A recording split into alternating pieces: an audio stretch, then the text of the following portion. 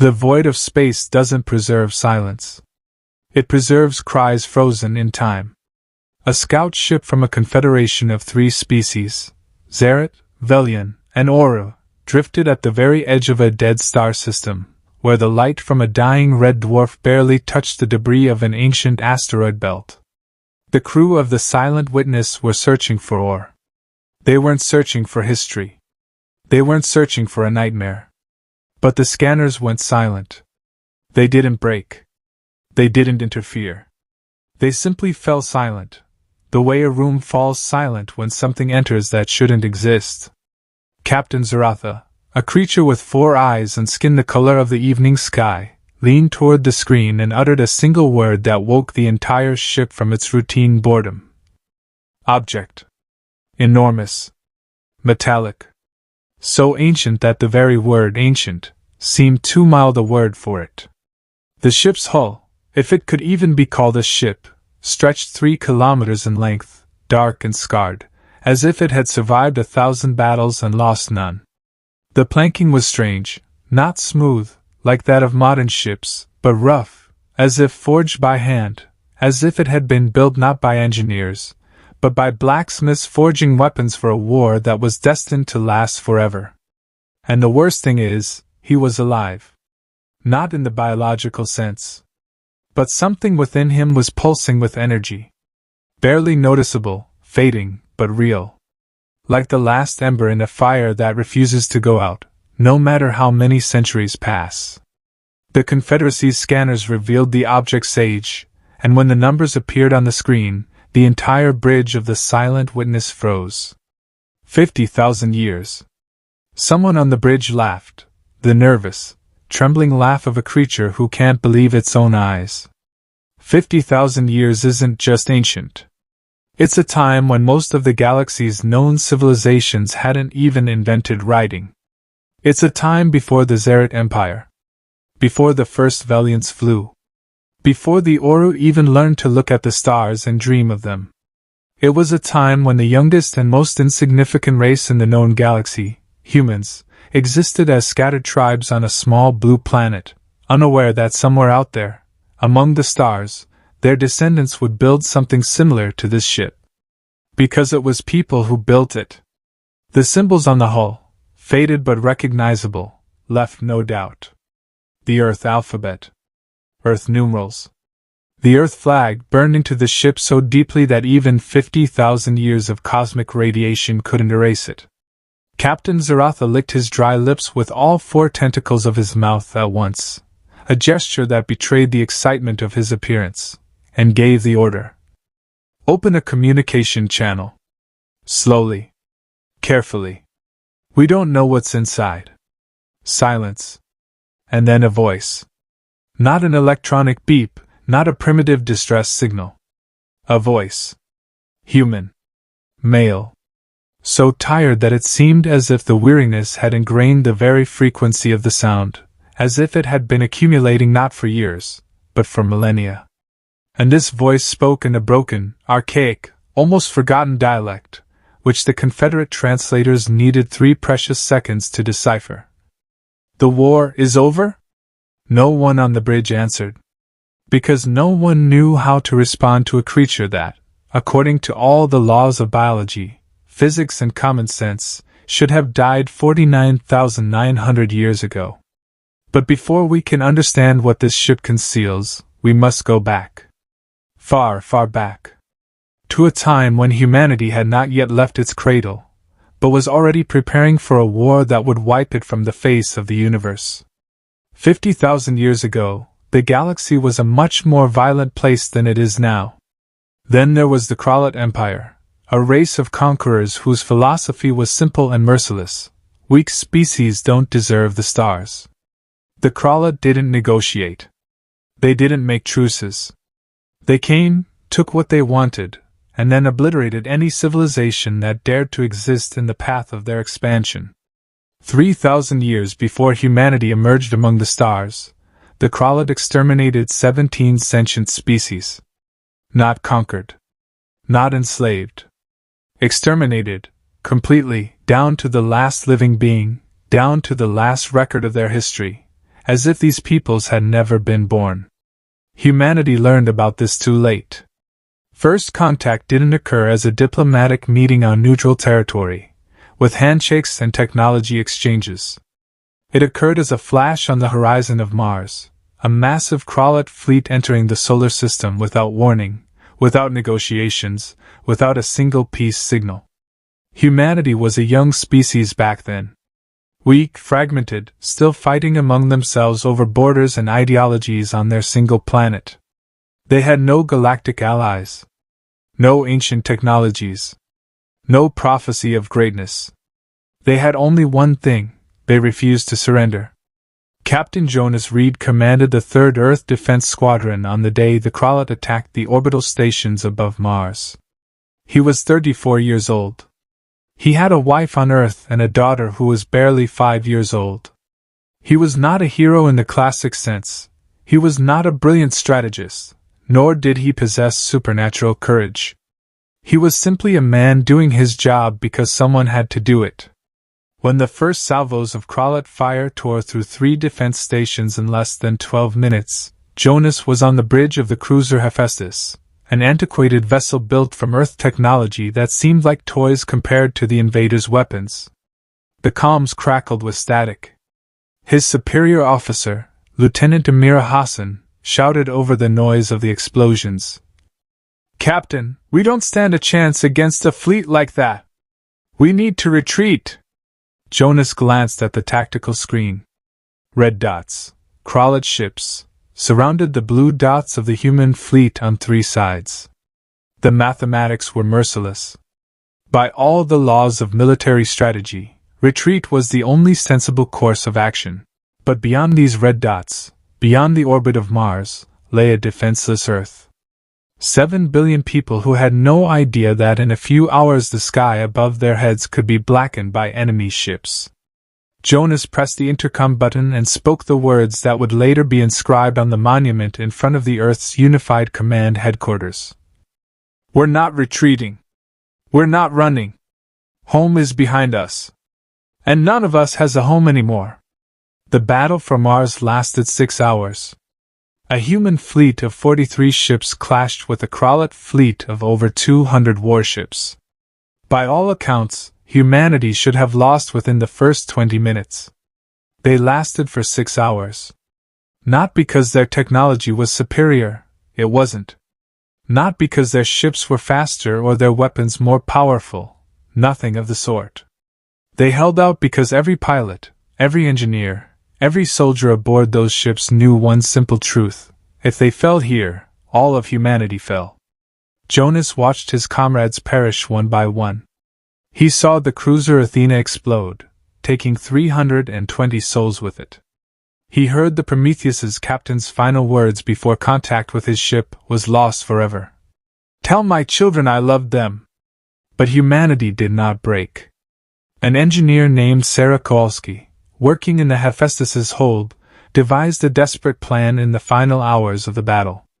She proposed redirecting all the reactor power into a single salvo, a suicidal attack that could penetrate the Krollat flagship if aimed precisely at the power core. "This will kill everyone on board," the chief engineer told her. "We'll all die in an hour anyway," she replied. "The only question is whether we'll have died in vain." Jonas approved a plan. The Hephaestus headed straight for the center of the enemy fleet, absorbing the impact of dozens of cannon fire, its hull burning and disintegrating, but it continued to move forward. In the final seconds before impact, Jonas sent a final message to Earth, not an order, not strategic information, but simple words for his daughter. "Emma, if you ever hear this, Daddy loves you. And Daddy isn't afraid." The explosion tore the Krollat flagship in half. It didn't win the battle. Humanity still lost the day. The remaining ships were destroyed or retreated with heavy losses. But the Krollat fleet, having suffered unexpectedly severe losses at the hands of a species they considered primitive and insignificant, retreated to regroup. This gave the Earth 3 weeks. 3 weeks during which all of humanity, for the first time in its fragmented history, united in the face of annihilation. Nations that had been feuding for centuries laid down their weapons. Factories that had produced consumer goods were converted to military production in a matter of days. Every man and woman capable of holding a tool or piloting a ship joined the ranks of the United Earth Fleet. Thus began a war that would last not years, not decades. Centuries. The history of humanity in this war is the history of a species that refused to understand the word impossible. The Krollat possessed technology thousands of years superior to that of humans. Their ships regenerated armor. Their weapons warped space. Their numbers numbered in the trillions across the territory they conquered. Humanity had Earth, Mars, a few colonies on the Moon and in the asteroid belt, a drop in the ocean compared to the empire of the invaders. But humanity had something the Krollats had not expected and never fully understood: the ability to learn faster than any known species in the galaxy. The first generation of human engineers, studying the wreckage of Krollat ships, achieved in 10 years a technological leap that had taken the Krollat themselves millennia. Not because humans were smarter, but because desperation and the need to survive proved a more powerful driver of progress than any academic research program. By the time Jonas Reed's granddaughter, Clara Reed, was born, humanity was no longer defenseless prey. It had become a legend of fear among the invaders. Clara grew up hearing stories of her grandfather, of the Battle of Mars, of the sacrifice of the Hephaestus. She became a fighter pilot at 14, the youngest age permitted during wartime, and by 25 commanded an entire squadron, known among her enemies by the nickname the Krollat themselves bestowed upon her with both horror and grudging respect: Fire Ghosts. It was Clara Reed's squadron that developed a tactic that changed the course of the war, a tactic later dubbed Human Swarm. Instead of relying on the superiority of individual ships, humanity learned to coordinate hundreds of small, fast, and cheaply produced fighters in attacks so chaotic and unpredictable that the Krollats' superior technology couldn't adapt. The Krollat based their strategy on logic, order, and predictable enemy behavior patterns. Humanity attacked defying logic. They took risks no intelligent computer would have calculated as justified. They sacrificed themselves for tactical advantages that seemed statistically meaningless to the Krollat. One captured Krollat officer, interrogated after his capture in 2157 Earth, uttered a phrase that has become famous throughout human military history. "You fight as if death means nothing to you. That's not bravery. That's madness. And we don't know how to fight madness." But behind this madness lay something far deeper than recklessness. Behind it lay love, for home, for family, for future generations, whom these soldiers would never see, but for whom they were willing to give everything. The war continued. Decade after decade, humanity lost billions of lives, but never, never, lost its will to resist. Every time the Krollats thought they had broken the human spirit, someone new would rise up to continue the fight.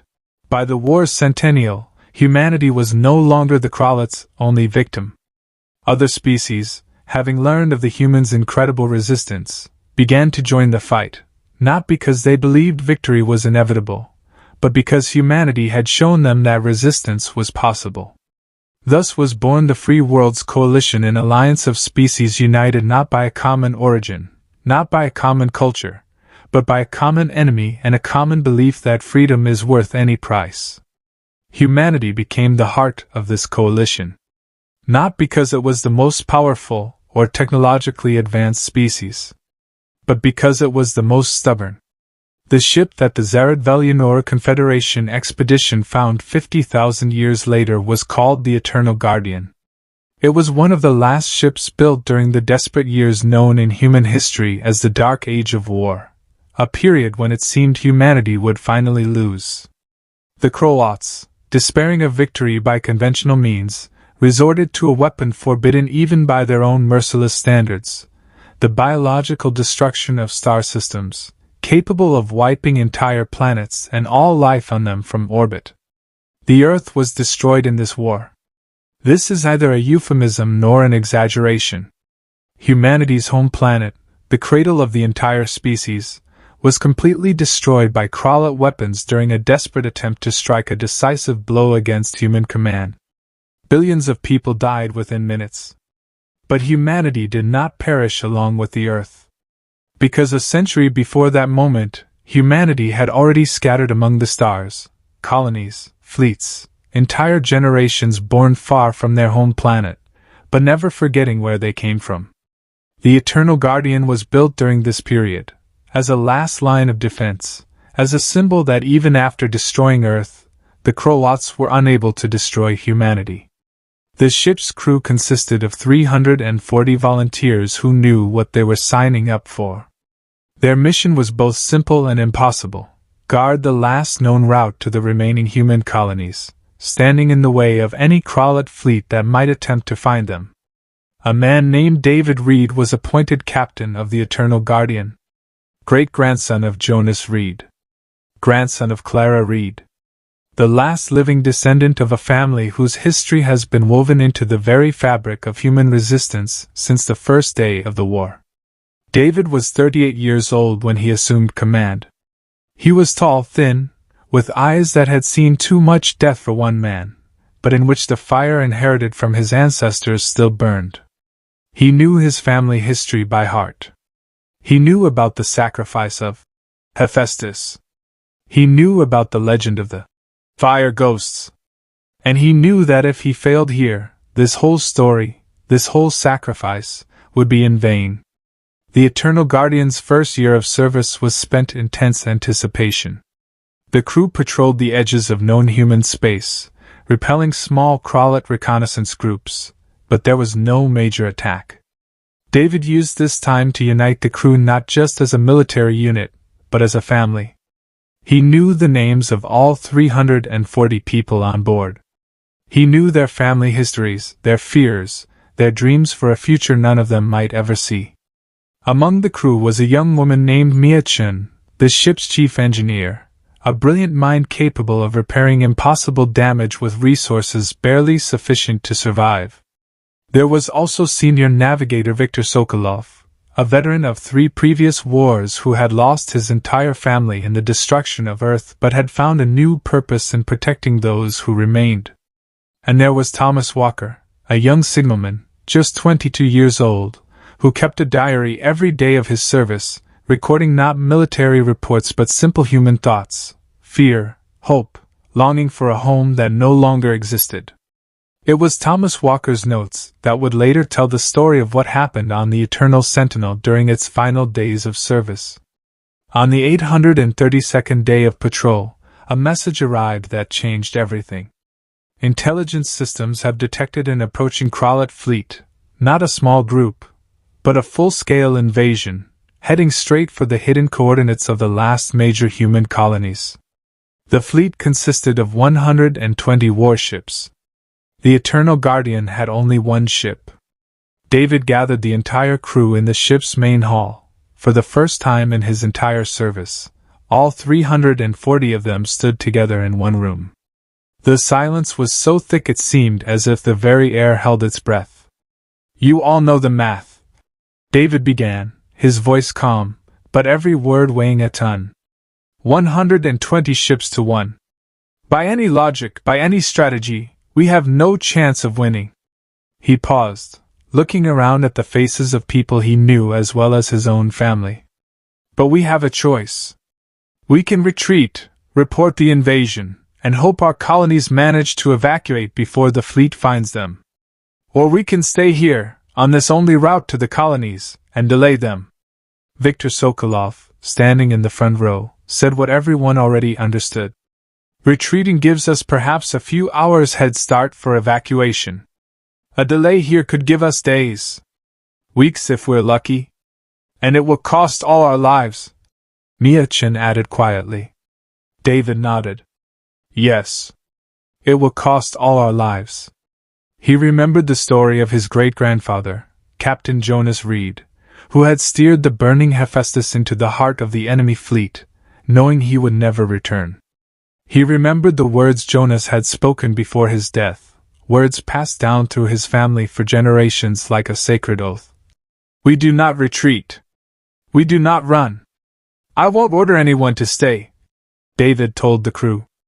Every one of you has the right to leave this ship in the escape pods right now. No one will judge you for it. You've already given more than your share. Silence. Nobody moved. Thomas Walker, the youngest on board and the one keeping the diary, stepped forward first. My father died protecting an evacuation convoy 3 years ago, he said, his voice shaking but firm. He didn't know who exactly he was saving that day. He just knew someone there needed protecting. I don't know the names of the people in those colonies we'll be protecting today. But that doesn't matter. They're people. And that's enough. One by one, the entire crew of the Eternal Guardian confirmed their decision to stay.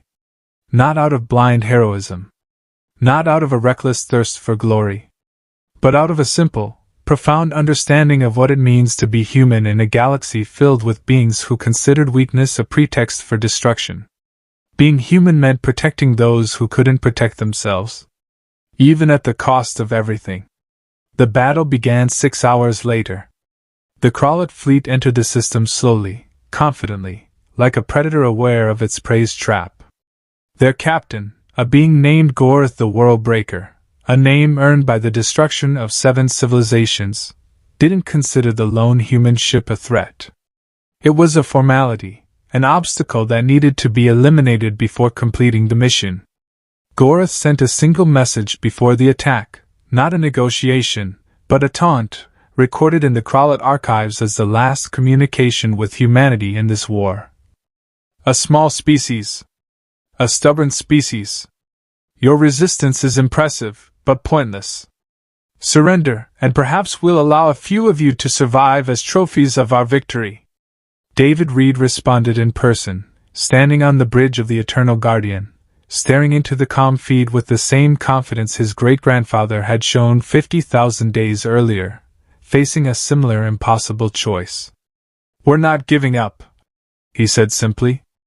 We've never given up. And we never will. The Battle of the Last Stand, as it would later be called in human archives, lasted 11 days. For 11 days, a single ship held off a fleet of 120 vessels, employing every tactic, every cunning, every bit of ingenuity accumulated by humanity over centuries of war. Mia-Chin modified the ship's reactors in ways that violated half the known laws of engineering, creating deceptive energy signatures that lured the enemy into attacking empty space. Viktor Sokolov plotted courses through the system's gravitational anomalies, inaccessible to the more massive Krollat ships. The crew didn't sleep. They didn't rest. Every second of every hour they fought to give the colonies more time to evacuate. By the 6th day, the Eternal Guardian had lost a third of its armament. By the 8th, half its crew. Men died defending their posts, continuing to fight even with serious wounds, because every minute of their resistance meant another life saved somewhere far away. Thomas Walker wrote in his diary on the 9th day, We're losing. We all know it. But losing slowly is not the same as losing quickly. Every hour we steal from them is an hour our people use to live. I'm not afraid of dying here. I'm only afraid that we won't last long enough. On the 10th day, Gorth the World Breaker, enraged by the unexpected resistance, ordered the use of a biological weapon that would destroy star systems, the same weapon that had destroyed Earth. But David Reed saw it coming. Months before the battle, studying archival records of Earth's destruction, he devised a plan in case the Krollat used such a weapon again. The Eternal Sentinel was secretly equipped, unbeknownst to command, using David and his family's personal resources, with a special device capable of absorbing and redirecting the bioweapon's energy back to its source. It was a desperate, almost impossible technology developed by Mia-Chin based on theoretical research that most engineers considered science fiction. As Gorrat activated the planet-destroying weapon, David gave the final order of his career. Mia, activate retribution. The device worked. The energy intended to destroy human colonies was absorbed, amplified, and sent back, straight to Gorrat's flagship. The explosion was visible from 3 neighboring star systems. The Krollat flagship, along with Gorath the World Breaker himself, ceased to exist in an instant. The remaining fleet, leaderless and witnessing an unthinkable defeat at the hands of a species they considered insignificant, fell into panic. Without centralized command or a clear strategy, the Krollat fleet began to disintegrate, with ships operating independently, losing the coordination that had been their greatest strength. The Eternal Guardian, wounded and barely holding together, continued to fight. By the 11th day, the remaining Krollat forces, demoralized and suffering catastrophic losses, retreated. Human colonies were saved. But the price was unimaginable. Of the Eternal Guardian's 340-man crew, only 11 remained alive. David Reed was among the seriously wounded, his body so severely damaged that the ship's medical systems could barely keep him alive. Mia Chin died on the 9th day while protecting the reactor compartment from a direct hit, sacrificing her life to prevent an explosion that would have destroyed the entire ship. Viktor Sokolov died on the 10th day, guiding the ship through a deadly gravity rift to avoid a salvo that would have torn the Eternal Guardian in half. Thomas Walker survived, barely, losing an arm and half his hearing, but he lived to write his final diary entry on the day the battle ended. We won. Not because we were stronger. Not because we had better weapons. We won because we refused to admit that we could lose. Mia and Victor, and 327 other people I will never see again, gave everything they had to give others a chance to live. If anyone ever reads this, remember their names. Remember what they did. And remember that humanity never, ever gives up. But the story of the Eternal Guardian did not end there. The ship, too damaged to return to the main human fleet, too far from any repair base, was forced to drift in a dead star system, where years later it would be found by an expedition from the Zarat-Velian or a confederation. The 11 survivors, including the seriously wounded Captain David Reed, made a decision that will forever remain one of the most tragic and at the same time most magnificent acts in human history. They didn't have enough resources to keep everyone alive in cryosleep until help arrived. The ship's life support systems were so damaged that they could only support a limited number of people in stasis indefinitely. David, still in critical condition, refused to occupy one of the few remaining stasis pods. I commanded this ship, he told Thomas Walker, the only one healthy enough to operate the ship's final systems. I brought him here. I will stay with him. Thomas tried to argue, but David was adamant. Someone needs to stay behind to maintain the ship's core systems, he continued. Someone needs to ensure the other stasis pods are functioning properly. I don't want any of you to bear that burden. I've already lost too many crew members. Let me make this my last command. Ultimately, a painful decision was made. The 10 surviving crew members would enter stasis pods, plunged into a deep cryosleep that could last decades or even centuries, waiting for rescue to be found or for the war itself to end. David Reed, too wounded for stasis, too proud to let anyone else take over, remained the only one awake on board, maintaining the ship's minimal life support systems, waiting for help that might never come. His last entry in his captain's log, dated 3 months after the battle, read, I don't know how much longer my body can hold out.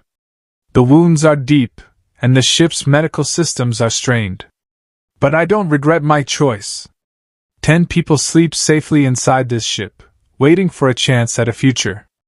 As long as I draw breath, I will guard their sleep. This is the last thing I can do for my crew, for my family, for my kind. If this is the last record I ever leave, know that I wasn't afraid. I never was afraid. Because I knew what I was fighting for. The ship's medical systems, running on emergency backup, placed the critically injured David Reed into a deep, induced sleep, not full stasis like the rest of the crew, but a special hybrid mode designed to maintain minimal brain and body function for an indefinite period while the systems slowly, incredibly slowly, attempted to heal the irreparable damage. This state was supposed to last for months. Perhaps years. It lasted 50,000 years. On the bridge of the Silent Witness, Captain Zaratha rose slowly from his chair, his 4 eyes fixed on the image on the main display, an ancient, wounded, but still functioning ship, from whose depths a voice had just spoken, asking a question that echoed through 50 millennia of cosmic history. The war is over? The Confederation's translator, a well-known named Tress who specialized in ancient and extinct languages, hunched over his terminal, his hands shaking as he tried to formulate a response in a language that had not been actively used for thousands of generations. "We must answer," it whispered. "But what will we say?" Captain Zaratha was silent for a long moment, pondering the impossibility of the situation before him. The being aboard this ship, if it truly was alive, if the voice truly belonged to a living mind and not the residual echo of an ancient, recorded system, was waiting for an answer to a question that had no simple answer. Because the war that voice was asking about really did end. The Krollat Empire, once a terror throughout the known galaxy, fell 300 years after the Battle of the Eternal Guardian. Humanity, along with its allies in the coalition of free worlds, ultimately broke the invaders back in a series of decisive battles known in galactic history as the Liberation. Humans were no longer a defenseless, fragmented species clinging to survival.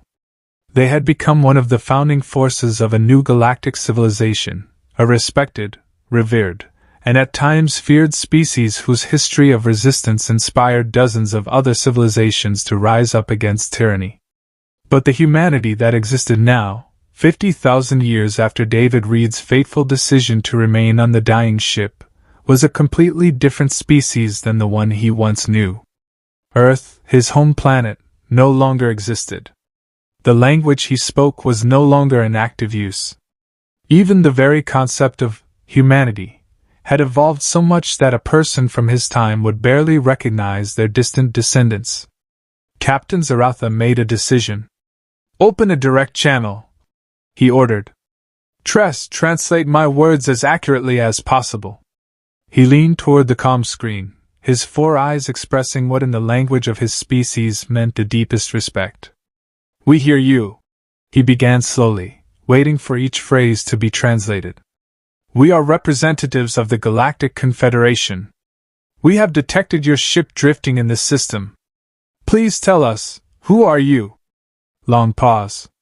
Then the voice, weak, trembling, but unmistakably human, answered again, more slowly this time, as if the speaker was having difficulty remembering how to form words after an unimaginably long silence. "Captain David Reed, Commander of the Eternal Guardian of the United Earth Fleet." Tress, the translator, froze, his hands hovering over the terminal. "Captain," he whispered, turning to Zareth.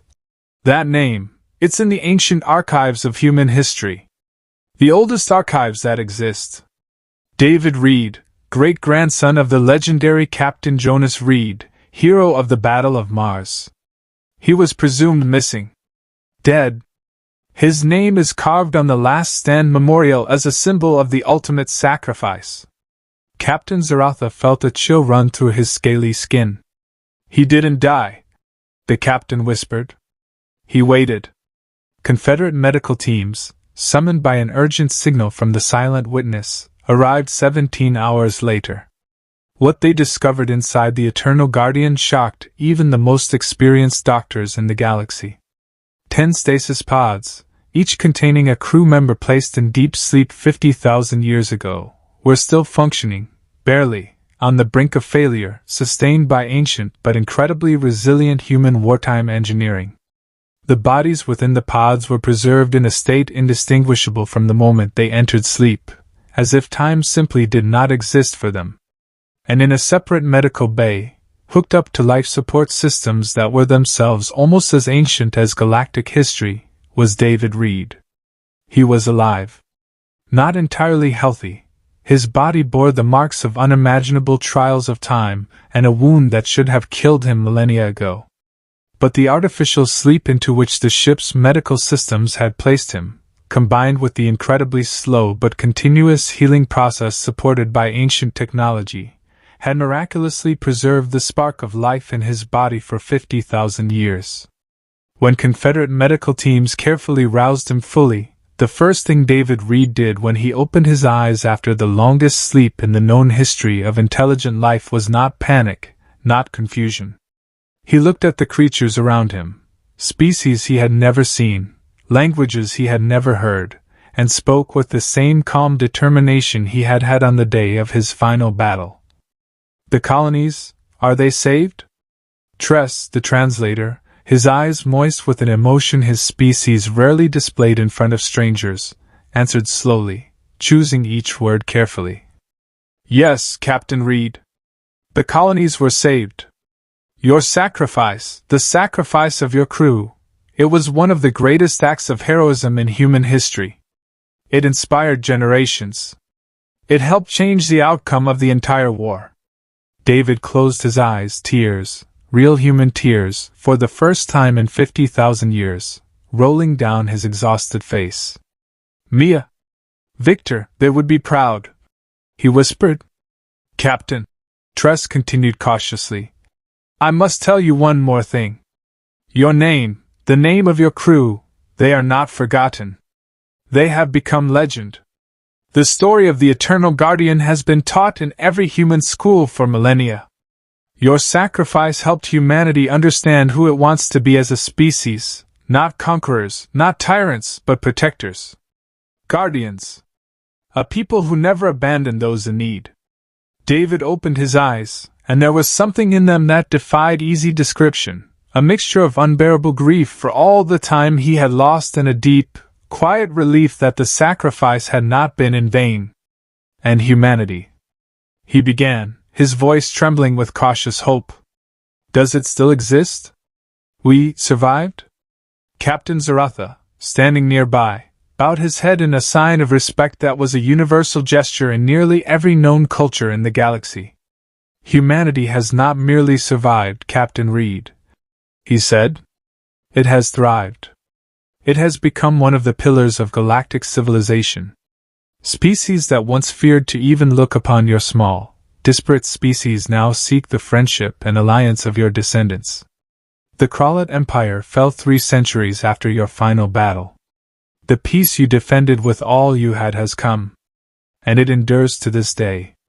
David Reed, captain of the Eternal Guardian, a man who had slept for 50,000 years, waiting for an answer to the only question that mattered to him, finally heard what he had held on for all those unimaginable millennia. The war is over. They won. The awakening of the remaining 10 crew members occurred over the next few days, each a moment filled with tears, confusion, and ultimately, deep relief as each survivor learned that their sacrifice had not been in vain, that the world they had protected continued to exist 50,000 years later. Thomas Walker, the same young communications officer who had lost an arm and half his hearing in the final battle and then spent the rest of his natural life teaching new generations the history of the Eternal Sentinel before eventually entering stasis with the rest of the survivors, awoke with the same tears as his captain. "My diary," were his first words after waking up. "Is it still there?" It turns out that Thomas Walker's diary, rescued and handed over to the Human Command archives shortly after the ship's destruction, has become one of the most important historical documents in human history, a text studied by every child in school for millennia as a testament to the true human spirit. The words he wrote in the darkest, most desperate moments of the 11-day battle were now carved on monuments across known human civilization, inspiring countless generations to continue fighting in the face of impossible odds. News of the discovery of the Eternal Sentinel and its surviving crews spread like wildfire across the galaxy. Humanity, which by this point had evolved into an advanced, technologically superior civilization spread across thousands of star systems, reacted with a wave of emotion unseen in millennia. Billions of people across the known universe paused their daily lives to witness the moment when living history, not an archival recording, not a holographic reconstruction, but real, living people from their species' darkest days, came home. David Reed and his crew were greeted not as historical artifacts, but as heroes whose return was a sacred event for the entire species. The President of the United Human Council, a being whose ancestors were born on colonies founded by refugees from a devastated Earth, personally arrived to greet the survivors. Standing before David Reed, the President, a woman named Elena Santos, whose own ancestors fled the Earth a generation before its destruction, spoke words that echoed throughout human civilization. Captain Reed, on behalf of every person alive in this galaxy today, on behalf of trillions of souls scattered across thousands of stars, I thank you. Your sacrifice, the sacrifice of your crew, has not been forgotten. It has become the foundation of who we are as a species. You taught us what it means to love one another more than to fear death.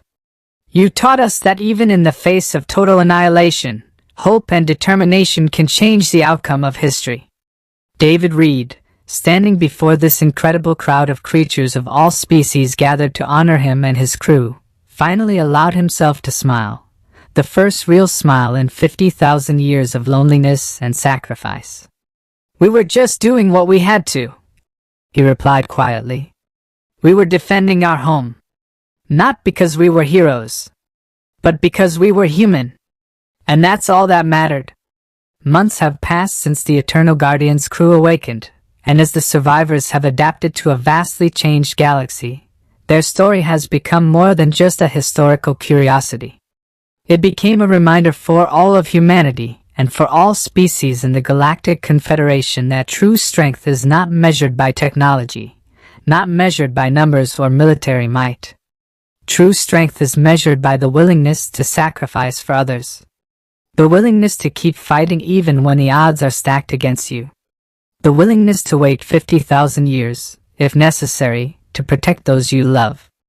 David Reed, after months of medical rehabilitation, was invited to address the Galactic Council, the first time in history that a person from such an ancient era had the opportunity to address the leaders of all known civilization directly. Standing before representatives of hundreds of species, each of whom knew the story of his victim, David spoke the words that would become one of the most quoted texts in galactic history.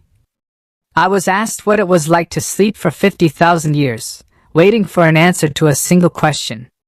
The truth is, time didn't exist for me the way it does for you. For me, only a single moment passed between the final battle and this very moment. But in that moment, however brief it may seem to me, an entire civilization grew, flourished, and surpassed the wildest dreams of my ancestors. He paused, looking around at the assembled creatures, descendants of species that 50,000 years ago had not even known of humanity's existence, but now stood shoulder to shoulder with their distant descendants as equal allies.